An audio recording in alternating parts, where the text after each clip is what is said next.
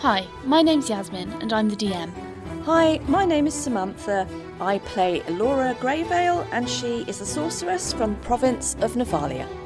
Hi, I'm Ryan. I play Ogvar Shawfort, the goat-herding, mushroom-seeking ranger from Kessig. Hi, I'm Rick, and I play Otto, a spring sage from Hanweir sworn to the land, wandering the plain and setting wrongs to right with his ursine companion, Bojo.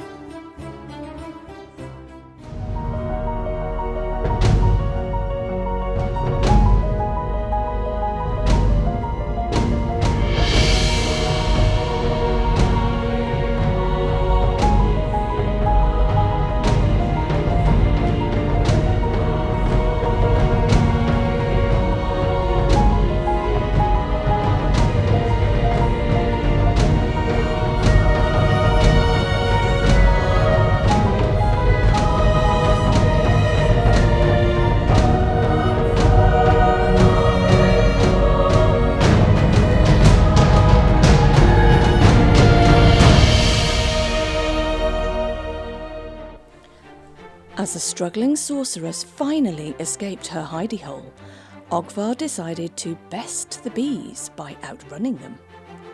Taking to the helm, and with Elora on the brink of collapse, it had been a crucial call. Almost a week of uninterrupted travel followed, offering rest and recovery, exactly what Elora had needed most. Silently guiding their sky galleon, they arrived at Gatstaf under cover of darkness. Spotting an isolated lake surrounded and shrouded by thick forest to the southeast of town, safety and security was foremost in their minds as the Elysian shadow was set down to dock. Hopeful that this would hide her from prying eyes, a vigilant watch was set as the team turned in for another quiet night. Episode 172, Missing, Presumed Dread. So, welcome back, Rick. Thank you, Yas. Yep, met with all of the enthusiasm. You clearly know where you wanted. So, in the brief session where you were not present, Rick, you travelled across, you went across from Genric's tower. Rick, you would have seen the tower as it was collapsed down using the code word of codswallop, as the tower itself, a bit like a telescopic lens, just went down and ended up like kind of like a little chess piece size, like a little rook, which Genric slipped into the inside pocket of his coat. You got onto the ship, you've packed everything up, all of your animals were aboard, and you flew across. You crossed over the Jurassic Bog, which was quite a smelly and unpleasant experience. You passed over the lake, which I can't remember because I don't have the map in front of me. Anybody got the map? Lake Ospid, there we go. You passed over Lake Ospid and made your way into Kessig. Travelling down, you headed towards the city of Hollowhenge, which would be your first kind of restocking point as you've been travelling for a week up to that point. And you would have been doing various downtime activities, bits and bobs around the place. There wasn't much to do. Not many predators are going to attack a big flying ship in the air, you reckon. Having made a stop off at Hollowhenge, Elora, you sent a message back to Stagwick for Richard, including a rather fancy magical artefact. The artefact was an aspect mirror, so she bought a pair of aspect mirrors, just two, which would allow her to communicate with Richard a bit like FaceTime. Moving on from there, you took the ship and you cut across the main part, the thickest part of the forest. And you headed up to Gatstaf, which is your ultimate destination. Throughout that day, or throughout the days travelling up there, you did indeed encounter a very, very tall tree, which Ogvar unfortunately hit with the ship and disturbed a hive of giant bees. So, beset by giant bees, everyone else was otherwise engaged in the activities, leaving Ogvar and Elora to fend off their fuzzy attackers. With some success. They eventually managed to get the ship into gear and sped away, leaving behind a trail of bees. You then travelled even further, and at night time came to the town of Gatstaf, where you decided to set your ship down in a nearby lake overnight, deciding not to foray into the town while it was dark. And that is where we find the beginning of this session.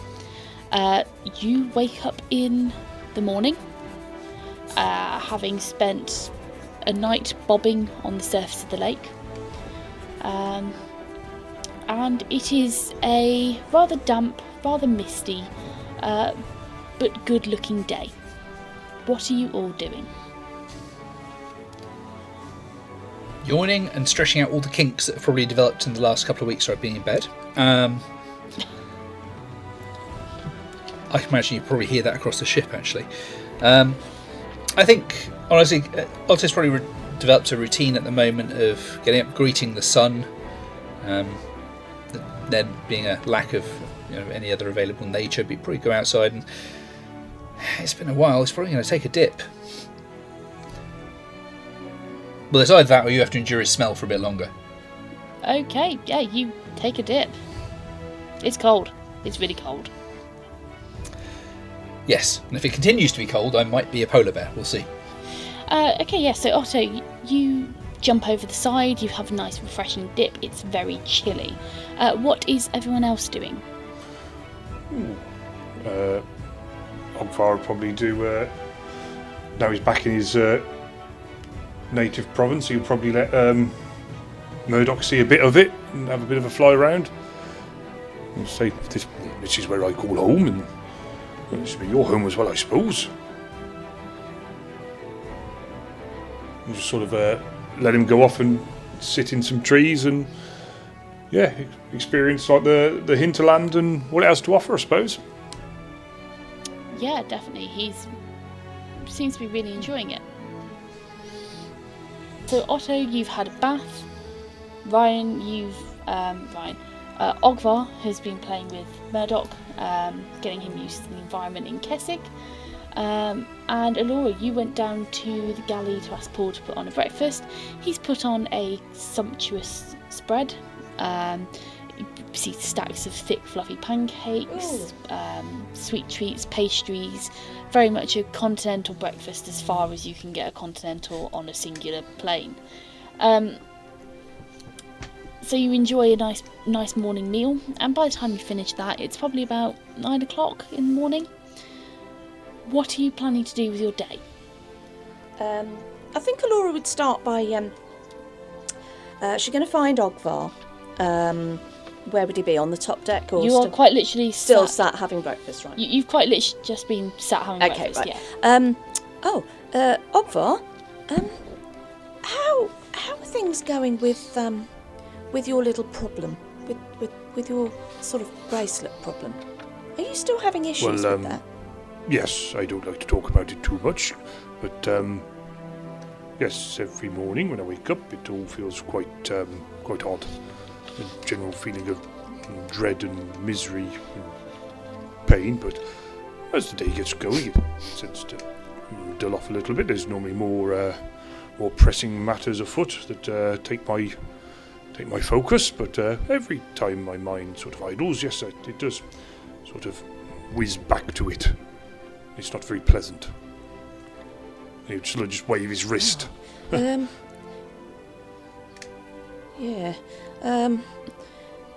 Well, maybe we can find you a cleric or something here, perhaps. I mean, I know it's not a city, but well, we can always ask. I suppose when we go and find Hans Reinhardt, maybe he'll know somebody who can perhaps help. Yeah. Okay.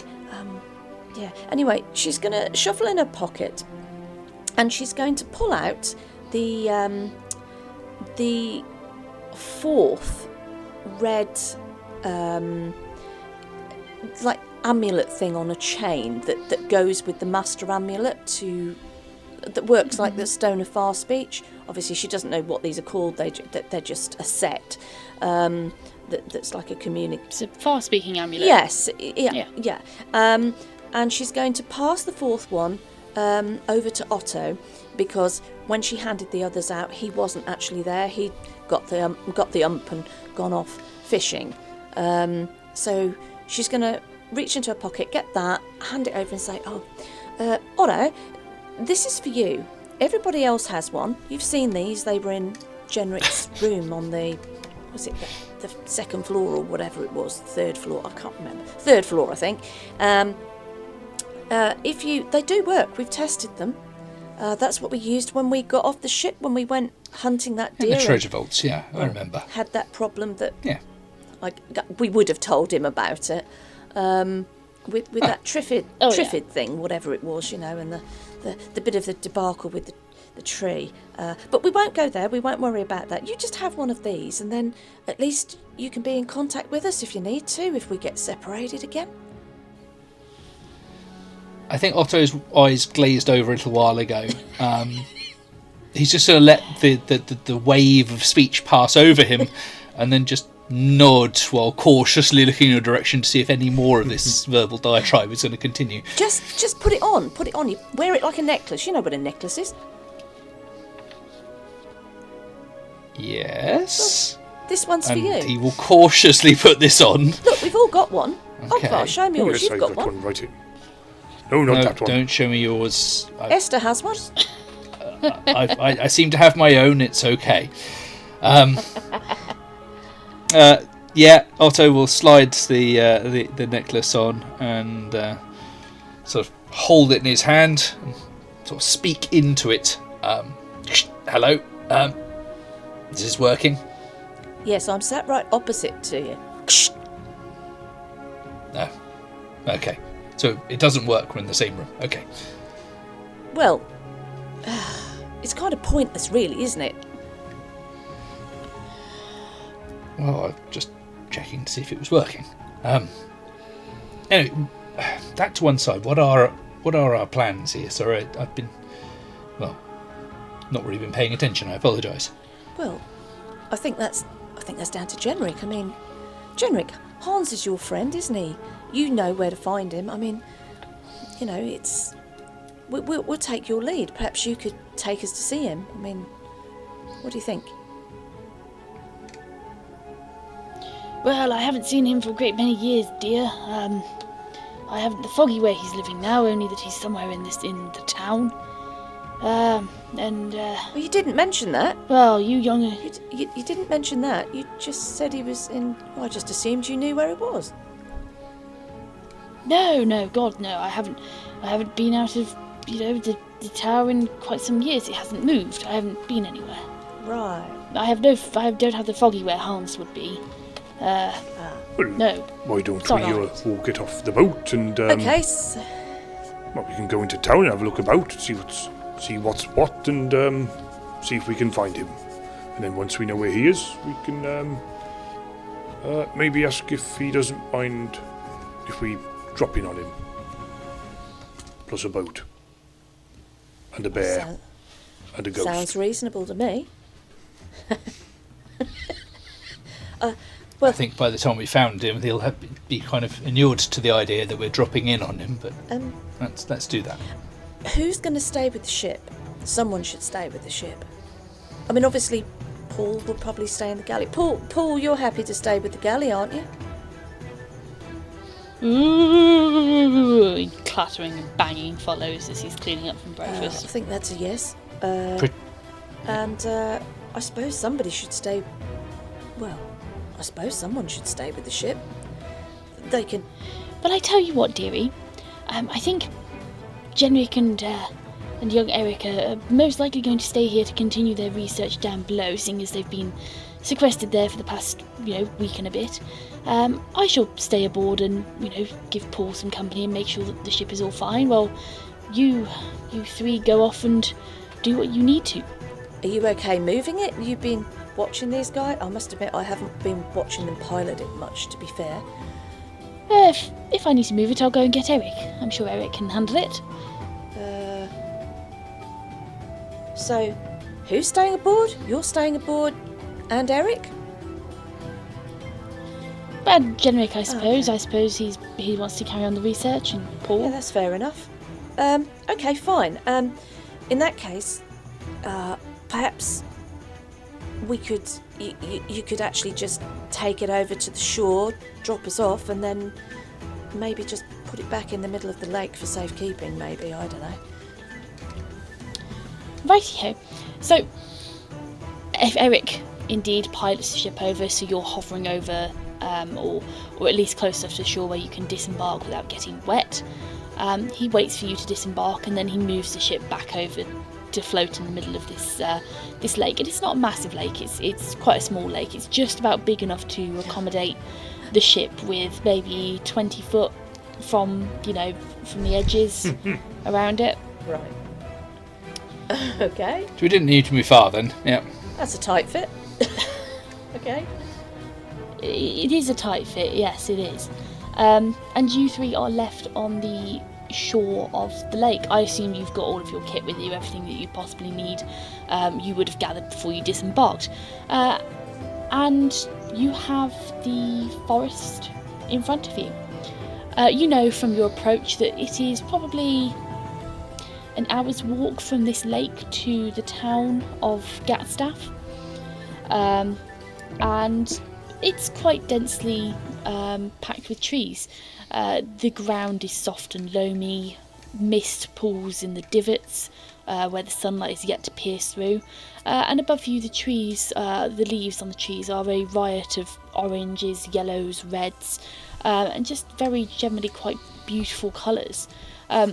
The leaves under your feet are crisp and crunchy, and they've got that very satisfying crunch sound as you step on them. What are you doing? I assume you're just going to make your way towards the town. Yeah, I think we go in that general direction. Yeah. Unless you're keeping your eye open for mushrooms on the way. I don't think I'd be looking for anything in particular mushroom-wise. I might look for one not with any magical properties, but one that could be eaten, like a little taste of home. Yeah, okay, so you start making your way towards the town, and yeah, you hear the sounds of squirrels skittering in the branches above, birds calling, Murdoch is hopping from branch to branch, and as you go along, indeed, Ogvar, you do find a couple of clusters of little kind of button mushroom type things, which you know from your childhood and spending time growing up in Kessig. These are very edible, unique to Kessig. They've got a very kind of nutty, very much kind of like an autumnal flavour profile, a bit like your nice. pumpkin spice latte kind of flavour. They're very they're seasonal mushrooms, and yeah, you can definitely have a nice taste of home from those. So as you spend time walking through the woods, through the hinterland, about an hour goes past, and you are able to see the walls of the town. And from the air you can see that Gatstaf itself is a tightly packed town, with aged timber framed buildings, roofs hanging heavy with damp and mossy thatch.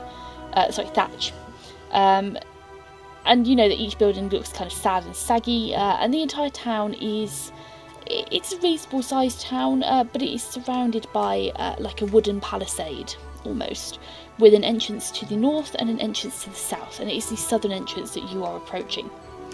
And you can see two, what you would assume to be kind of hinterland guards posted. They're dressed in very kind of mossy green colours.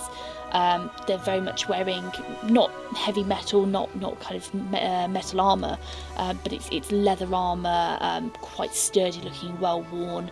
Both have bows slung across, one with a long bow, one with a short bow, quiver of arrows kind of dug into the ground by their side, where they sit on almost like little camp stools, watching the southern road approaching town. And they see you breach the tree line, and you see the kind of natural reaction of they go for the bow, they knock an arrow, hold it quite loosely as you approach.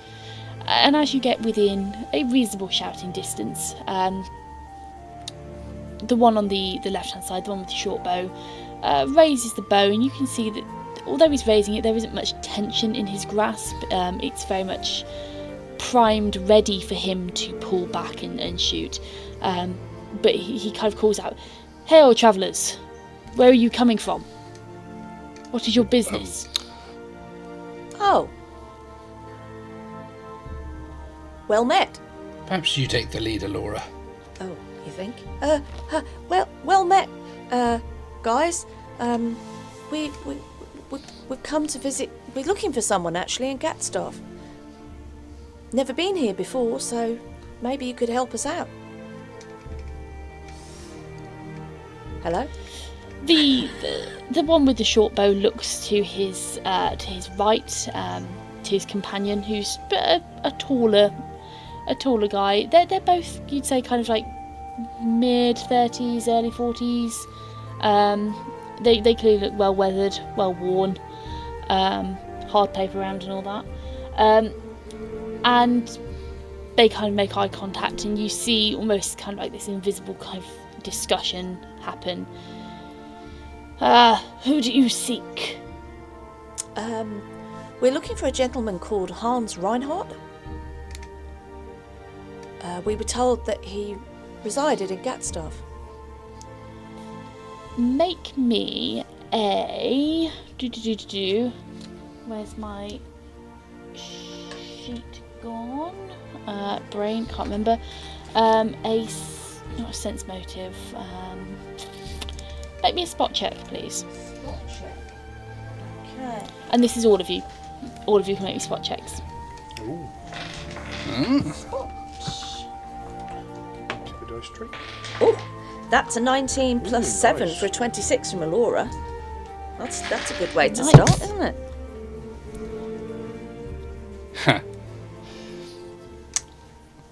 Otto Yeah, has rolled a 19 Yeah. plus 18 for 37. Fucking hell. Okay. Yep. And Ogvar. Okay. I don't want to go through anything you can do, I Ryan, don't but think we'll beat that. yeah, I rolled a 9. It's making my effort look pathetic. I'm sure you can. It was a good effort. I rolled a 9 plus 11 for a 20. Only a 20. Oof. Oh, damn. Yes, Only a solid effort. Any other time. Oh, darn. Okay. So, Rick. No, not Rick. Otto. Still Rick, but Indeed. Otto. Yes. Otto. Identity crisis. As Elora says, Hans Reinhardt, you are able to read a shift in the body language. It's very, very difficult to discern. And it's probably only because you've spent so much time with Bojo before he could talk, reading his body language, and it's much harder to read a bear's body language than it is to read a human's body language, that you pick up on this. You pick up on the tightening, the white knuckling around their bows, the slight tension that kind of almost pulls up through their body like someone's pulling a string and tightening everything. The shoulders tensing up, the neck tensing up, the twitching, the very subtle twitch of a jaw and an eyelid, as clearly they have not clearly to everyone else, but to you, the name Hans Reinhardt has clearly touched something. Sorry to be the one to point this out, chaps, but could I perhaps assume from those slight glances that you gave each other that Mr. Reinhardt isn't, in fact, someone you consider to be a friend? Huh? I do apologise. We seem to have walked into something here. Elora's just making noises and kind of looking round like a bit of a startled rabbit. What? Is there a They shift their attention to you, Otto, and they almost relax slightly, ever so slightly, but it's not a lot. And the shorter one, the one with the short bow, no, nothing like that. Hans is a good man and a good friend. It's... You're not where creatures are you? What? Where what? This Ogvar will step forward and sort of Werewolves, creatures most are- likely. take his silver pendant out and go, oh no, not at all. No, do you by any chance have any silver on you two, just to sort of prove it's a thing around here? I'd forgotten. Okay. Elora shuffles round. She has some loose change that she picked up in Saltstone, and she produces a few coins, and actually out of goodwill she's going to just flip a silver over to the bloke and say, "Here, there's one for you, if you can help us out." The coin goes up into the air and he definitely catches it. They both kind of look towards you, Otto, kind of just almost expectantly waiting. I apologise. I don't normally carry cash. It's been a while.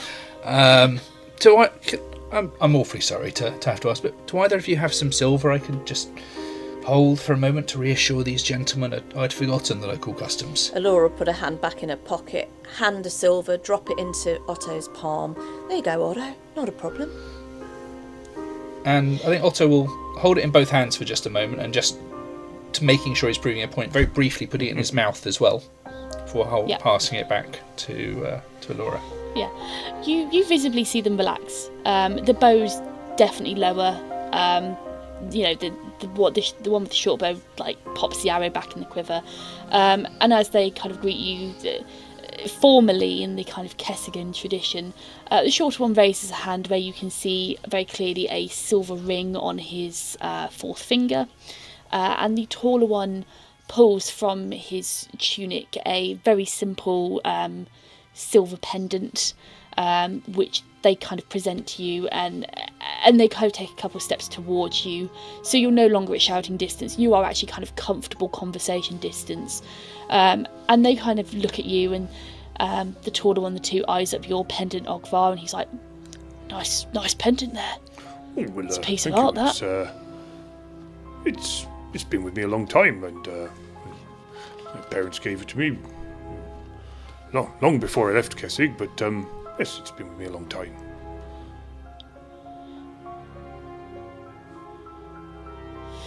Well, yeah. You wanted to know about Hans Reinhardt. Oh yes, if he's still where to about, find yes. him. Yeah, that would be really helpful. Yeah. Well, the short story is he's missing. What? We don't know where he is. Missing? He's missing. Things have been rough around here lately. And the shorter man chimes in. It's been a terrible time.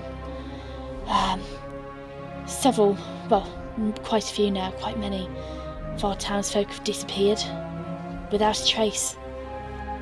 Nothing to tell us where they've gone.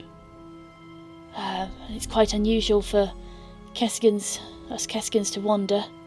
There are the odd few, but when we're in a community, we tend to settle.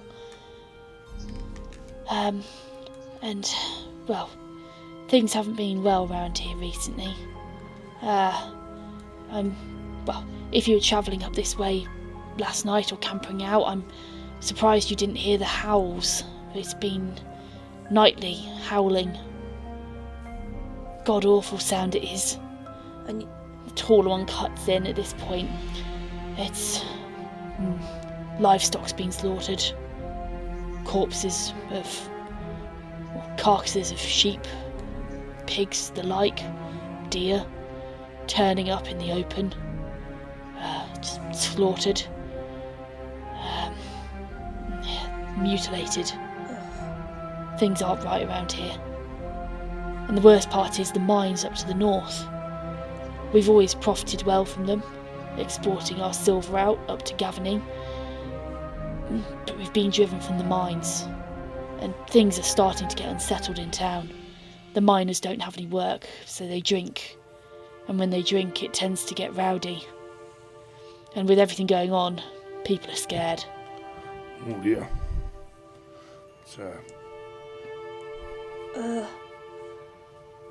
That's terrible. That's absolutely terrible. And what do you think is doing all this?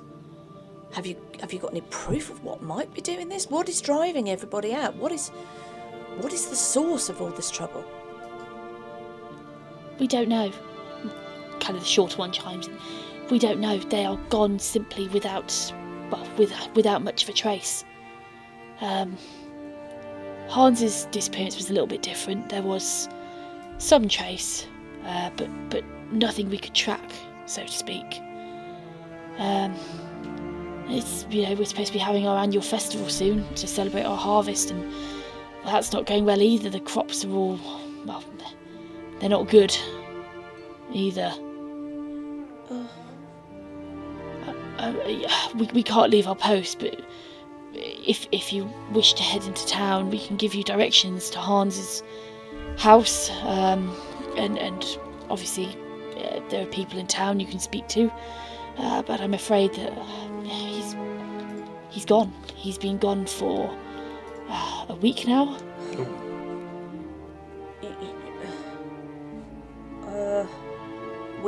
We absolutely must find Hans. I mean, if we can help you in the process, then we absolutely will. We do have some things at our disposal that we might be able to help with, but we absolutely must find Hans. It's crucial. We're here on some very important business. Yeah, I mean, if you can show us where Hans would normally have been, does Hans normally leave the town? Does he normally come outside into the woods? Or when you say he's gone, where's he been gone from? Well, from his house. He's gone. He's been taken. He's disappeared, taken, gone, whatever it may be. Was this? I'm sorry, you'll have to forgive me. I'm trying to get my head around this. Did he go? Was he taken during the day? Was it at night? When are these problems happening? Well, we don't know until someone realises that they haven't seen the person. It could be the day, it could be the night. All we know is, they're there one day, and then the next day someone realises they're no longer here. We search the town. We gather at the square. We search the town. No trace of them. But there's always somebody guarding. Is this the only gate into the town? No, there's the gate to the north. There's a northern gate as well. So both of these gates are manned at all times, I take it, because of security? Yes, of course. So nobody saw any of these people that have gone missing actually leave through the gates? No, it's a disappearance. Nobody saw it. It was just one day they were there, the next day, gone. Laura scratches her head. Well, that's bizarre. That's baffling. And she looks to Otto. She looks to Ogvar. Kind of pulls a bit of a face, like, what do you make of that? I mean, what, guys? What are we going to do? Well, Ogvar, you're the one that's spent the most time here. It's been a few years since I last visited Kessig. What's your take? Are the werewolves likely to have taken anyone? I doubt they would have come into the town. I mean, it's not impossible, but it's highly unlikely. Say, if it's all locked up at night and guards on duty, and anything going in or out is normally stopped, searched, or at least seen. I suppose the first thing we should do is make ourselves known to captain of the guard, or whoever's running the show here in Gatstaf, and I suppose we... Perhaps we Yes. start at the start, and I think Otto will step forward, offer his hand to the guards. My name is Otto. With me are Ogvar and Elora. Hi, Might we know you also? it's pleasant to meet you. The taller one introduces himself as Adam, and the short one introduces himself as Oswald. Very good. Can I ask, I presume an investigation into his disappearance has taken place. Is there someone we would be best to speak to regarding that? The more we Oswald know, scratches. the more we can help you. Oswald scratches his head.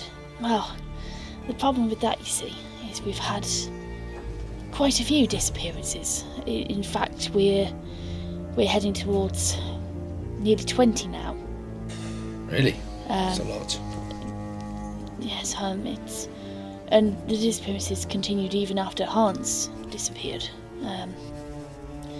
And one of those disappearances was, quite unfortunately, our de facto leader. I suppose you would say, our cleric, our churchman, Samuel. And he was, everything. He was captain of the guard, leader of this settlement, clerical support. He was amongst the first half dozen to disappear. Ah, very unfortunate. And who has taken up his role in the meantime? Well, no one. Everybody thinks that they're the best person for the role. It's the problem. So what you're saying is that you have a little bit of unrest because there's no clear leadership. Well, yes. Right. Okay, that's not great, is it really? No, and Adam chimes in. Davy's boys from up at the mine have been causing problems. He runs the mining operation, Davy. And his boys have been driven from the mines and, they're causing problems. Davy thinks that he should be in charge.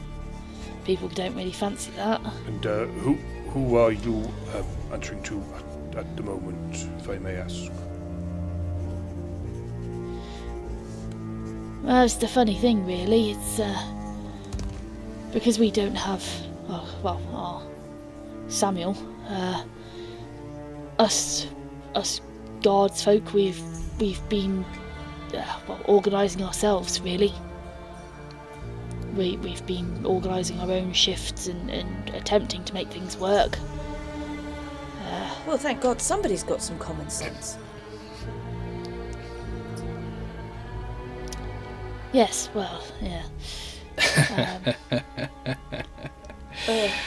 Okay. He scratches his wiry-looking beard.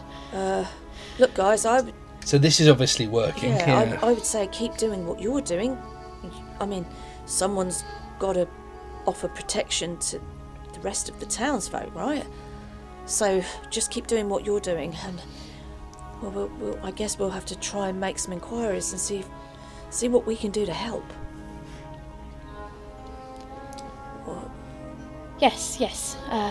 I'll give you directions to Hans's house. So, Oswald gives you some directions. He tells you to head straight up the path ahead of you, which will take you to the centre square of town, where the church is.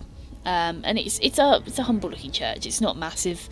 By kind of rule of thumb, Kessigans aren't very religious. They kind of believe more in their own capabilities than of something of the divine.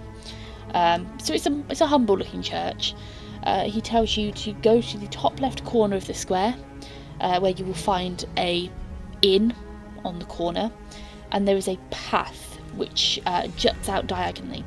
And if you head all the way to the end of that path, you will come to a large house which was Hans's house.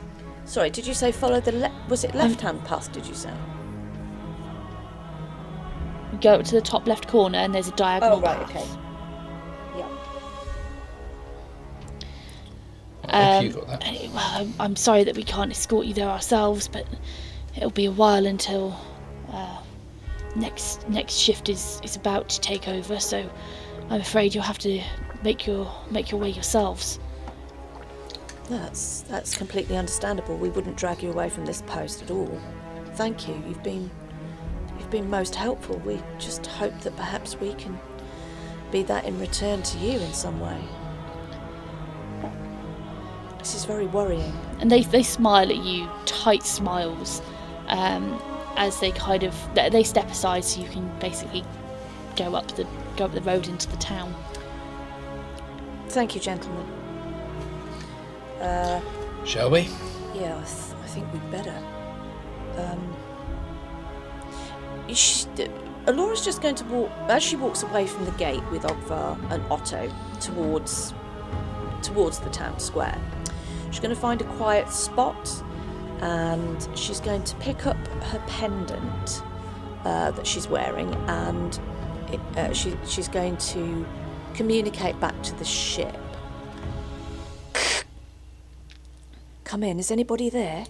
Esther? Eric? Shh. Who are you attempting to speak to? Because it's not just to the ship, it's to Oh, whoever's okay, got the okay. pendant. So who are you? Esther?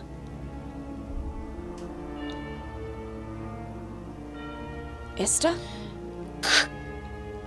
Yes, dearie. What can I do? Right, okay. Haven't got time to explain now. There's trouble here in the town. Hans is currently missing. Can't explain too much. Be very vigilant. Things are going on. Were creatures or something. I just wanted to let you know, just be vigilant with the ship. Any sign of trouble, I'd put it up in the air if I were you. We'll get back to you as soon as we can. Over. Okay, dearie. Will do. Stay safe. Over. Okay. Elora will just eyeball Otto and Ogvar and just say, well, I guess they need to be watchful. There's obviously a reason to be. Okay. Yes. So, as you make your way through the town, it's a relatively short walk up to the main square, and you can indeed see that these houses are kind of like a half stone, half timber construction, stone on the bottom, timber above. The timbers are clearly aged, they're warped, they're kind of saggy. Some roofs are almost kind of bowing in the middle.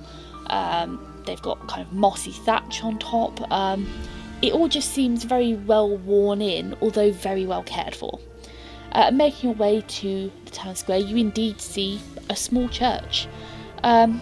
It's still larger than some of the houses, but it is, by comparison to the cathedral, Selhoff, Junau, it is small, it is dinky. Again, wooden construction with a very, very short little tower on it. You see the inn at the kind of corner of this square, which Oswald mentioned to you, called the Rhubarb and Elderflower.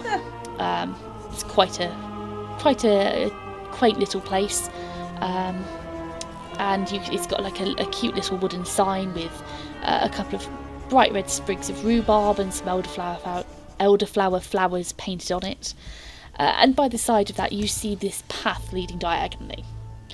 And I'm assuming at this point you are going to go to Hans's house first, or are you going to see if there's anybody around town? What is your plan? My vote would be to go just check out Hans's place straight away. What do you reckon? Yeah, I think that would be wise. Okay, so you follow this road up in the corner, and you can see ahead of you in the distance, you can see the palisade wall. And as you get closer to the wall, there's 5 houses up this road. 2 on the right, 3 on the left, until you get to the end where the dirt path turns back into grass, and you are stood outside a relatively large looking home.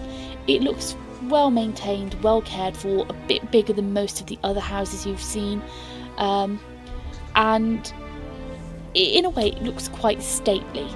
It looks a little bit more posh than the other houses did. And this is what you can only assume to be Hans's house. What does it look like? Like, is it? He's only been missing for a few weeks, did you say? About a week. So it's Yeah, it was about a week. Yeah. There's no like signs of forced entry or any sort of repairs been done to it, if there is, or anything like that. Do you want to make me an investigation check? Is that 5e? It's 5e, isn't it? Yeah. Spotting, maybe? Search check, there we go, yeah. Spot if I'm honest, but yeah, we'll go search. Everyone can do that. Everybody, what are we doing? Spot or search? If you want Search. If you want to, search. Search check. Okay. No. Didn't embarrass myself. Yeah, this is probably not going to go well, but we'll give it a go. Roll with it. Yep, no, that's a 5 plus 1 for a 6. We've got an 18 plus 7 for a 25. Okay. And I'm slightly Nice. behind that. 17 plus 3 Nice. for 20. And I think Elora's just a bit distracted with brain processing at the moment. all Corks the are wobbling information. around a bit, aren't they? Okay. Yeah, that's it, yeah. She's trying to untangle 2 of the corks that have got themselves in a bit of a twist.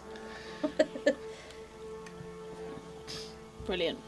Okay, so you all take a look around the house. I imagine you probably go all the way around it, just checking like back door, front door, windows, anything you can find, looking for any kind of tracks. And as far as you can tell, the place is clean. There are no untoward tracks. There are no signs of forced entry around windows or doors. Nothing looks untoward. And Ogvar couldn't use his. Are there other people walking past or anything like that? No, there aren't any people walking But past. no one's avoiding the area. Okay. Is this... Sorry, Ogvar. Oh, You can't tell. So where Hans's house is, he's literally the furthest out, closest to the palisade. The houses around him are a little way back. It's not in a high traffic area. Okay. He's fairly isolated out where he is, although he's most certainly part of the village still, the town. okay. So, could Ogvar. I don't know whether this overlaps with what you just said. Could Ogvar use his tracking skill to see if there are any. Because the guards sort of went a bit ooery when we mentioned were creatures, well, they mentioned were creatures. Could Ogvar sort of search for tracks that may not necessarily be human, or would that have already been covered? Okay. That would have already been covered. So as you went round, you would have been looking for any kind of animal tracks or human tracks, and you couldn't see anything in the surrounding grass, basically. I'm going to open this out to the room.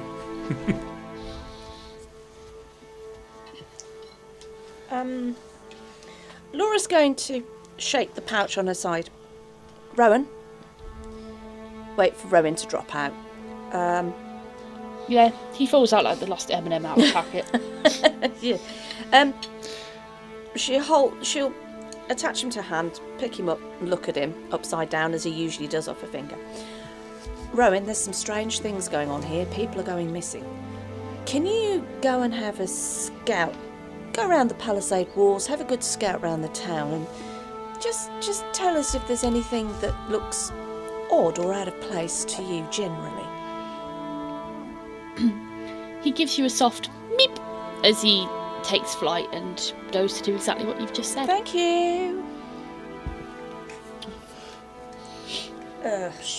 Okay. I guess. Shall we maybe that sounds try the Yeah, door? I was just going to say maybe try the front. I don't know whether people keep their door locks around here, but doors locked around here. But well, we could try it anyway. Just if it is unlocked, that might not be unusual. But maybe there's been some signs of something. If he was taken from his house, although they couldn't be sure, maybe there'll be something, some signs, maybe inside, a clue. I don't know anything. Well, in which case, Otto will walk up and just gently try the door. Okay. Can I just ask? Make me a reflex save. Oh, A reflex save. Okay. No, I was just checking the Yeah. piss. No, it's fine. Okay. I mean, that's a. can I just Someone shoot the DM. can I just ask? How is Otto clad these days? What is he wearing? He hasn't really picked up any new clothes at this point, so he's got a nice pair of slippers on, and he's got a fairly decent set of armour, but all hanging beneath that, it's a very ragged tunic and cloak that would perhaps be better off on someone who's, well, I would say homeless, but he kind of Right, is. so kind of like his original tunic and cloak from when we met him, but he's just donned some armour and put a pair of slippers on instead Yeah, of his sandals. That's exactly what it is, yeah. Okay, all right, no, that's cool. He doesn't really think too much about what he's wearing. As long as it's warm-ish, it'll do. I think Elora would, as Otto goes up towards the front door, I think she would look down at his retreating form and just home in on the back of the furry slippers and think quietly to herself, I'm not surprised they wanted him to have some silver.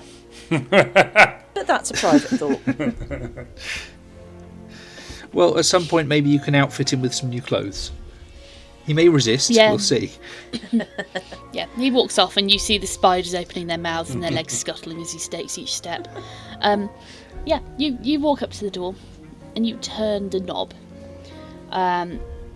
It's quite stiff, but you hear a slight click as the lock disengages and you can push it inwards as it swings freely. I think it's open. And Otto will just check down the floor, make sure he's not about to trip over anything. A pile of Creep posts, inside while, a pile of junk mail. while calling out to see if there's anyone there. Okay.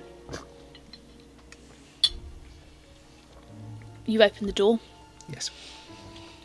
take a look down, Yes. can't see anything that would trip you. Awesome. And as you step in, you are greeted with quite a spacious house. It's quite a spacious house, but it's filled with a lot of clutter. A lot of books, stacks of papers, knickknacks, odds and ends. Just kind of general, almost like research materials. There's a particularly overstuffed looking armchair. It's a very rustic house. Just filled with a lot of stuff. Well, Elora don't think anyone's home. will shuffling quietly behind him. She'll turn round and she'll get hold of Ogvar's sleeve, just tugging him here we along. go. Oh, he's got an armchair as well. Seen that sort of thing before. Wow, there's a lot of stuff in here, isn't there? Books and... Actually, it's not that dissimilar to Genric's. Is it? But Or is it just me? Sort of similar, but there's less red string. Yeah. Well, as far as we know, anyway. But he's not a wizard, is he? He's supposed to be an astronomer, isn't he? Well, Don't know. is there any sign of a telescope or anything like that? Oh, I don't know. It's a big It's house. Up at the top floor, up in the attic, looking upwards, I would have thought.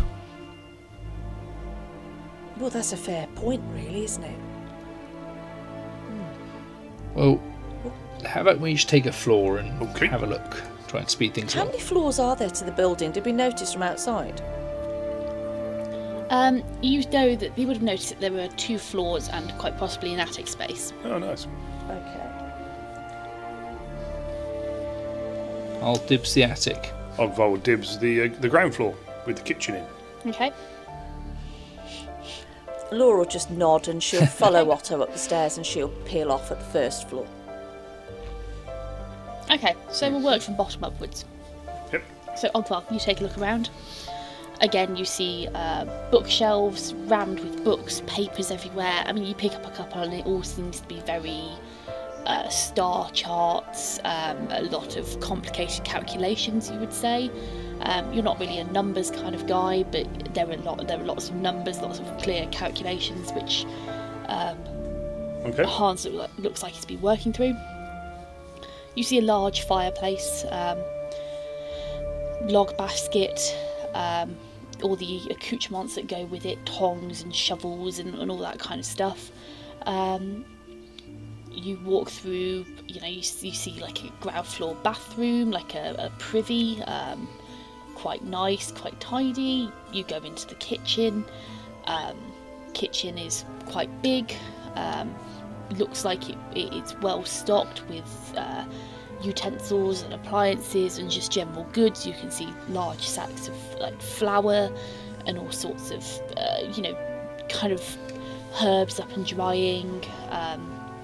You take a look around and you can see that this was very much kind of, you get the impression that things have been left as they were. Yeah. Like it's been frozen in time.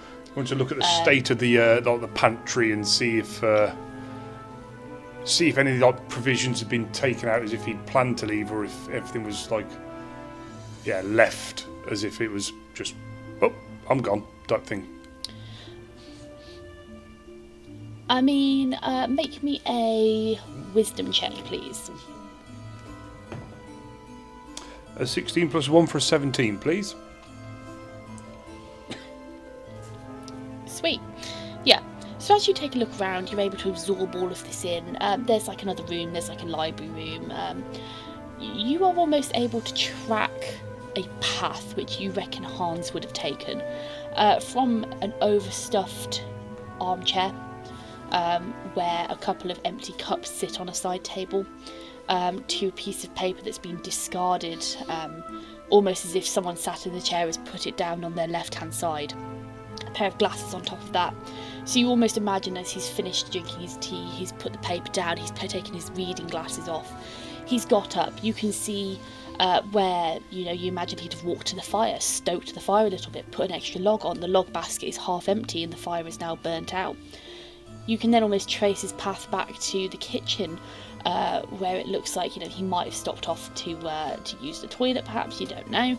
But going into the kitchen, you can see another mug out on the side, a kettle on top of what is effectively like a stove, and you can imagine that he's taken this path and walked in. He's gone to make himself another cup of tea and then just vanished.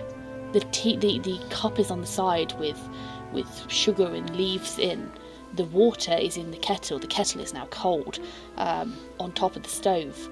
It's almost this kind of traceable path where you can imagine you can almost see where he's been. But aside from that, there's nothing really that catches your eye. There's no indicating factors. You don't see any stains, any marks, no signs of there's nothing. Forced. What's the word I'm looking for? Forced removal or leaving without will? Yeah. A struggle. Make me a search check, please, very quickly. And while you're doing that, I will go up to the next floor. So the next floor, Elora, as you peel away on the landing, there are 3 rooms off of this floor, all of which are, 2 of which are bedrooms, one of them is a bathroom. The bathroom, tidy, well kept. You can see some decent quality looking soap by the bath. It's like a tin tub basically. The other 2 rooms are bedrooms. The mattresses and the pillows look fluffy, they look comfortable. One of them is clearly unused. It's obviously a spare bedroom of sorts. There's no personal touches. The other one, you go into the closet and you can see Hans's clothes. You can see there's like a chest at the foot of the bed, which you can you pop up and you see some boots and some shoes, but nothing to really indicate anything of interest, I would say. Is the bed made? The bed is unmade. It's kind of half made, is probably the better description. It clearly hasn't been made professionally or properly, like straightened out and fluffed up. But the bed is, the cover has been pulled up and roughly flipped over, and the pillows have been kind of pushed back into some semblance of order. It's not a perfectly made bed. It's like a half made bed. So I kind of get the impression that from this, he's actually quite, although the ground floor was quite eclectic and quite busy, upstairs he's actually quite a methodical kind of, I think she would think he was quite methodical because he was relatively tidy in the other areas, in his non-work area. I think that's what she would draw from that. Okay. But nothing looks disturbed other than that. No. That's No. fine. I'm going up to the next floor up. Mhm. Otto, you have to ascend a very steep and rickety staircase. That is kind of almost like double jointed, so you go up and there's a small platform and then you go up back on half yourself. landing. Yeah, that's what I'm going for. I think also we're questioning why on earth he decided to take the stairs all the way up, but hey. And you are in a room that spans the length and the width of this house. You can indeed see the rafters, the sloped roof, the thatch you can see from underneath.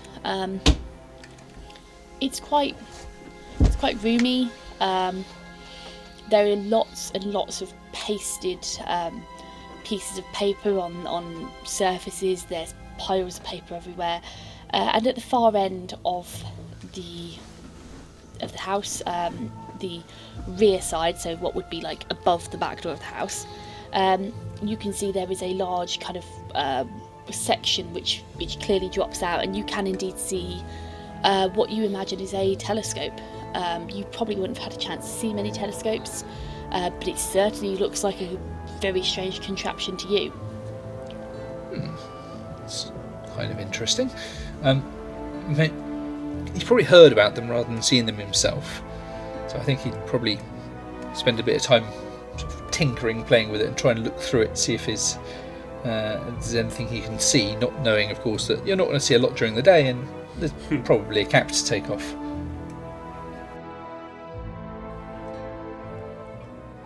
Leaving Esther, Eric and Genric behind, our trio are greeted at the gates of Gatstaf by some hinterland guards. The news was not favourable, as they learned that locals were missing, including Hans, and there was turmoil in town. With help, our heroes made their way towards Hans's home and began a search for clues. Join us again next week, folks, as the team continue their search. But what, if anything, might they find?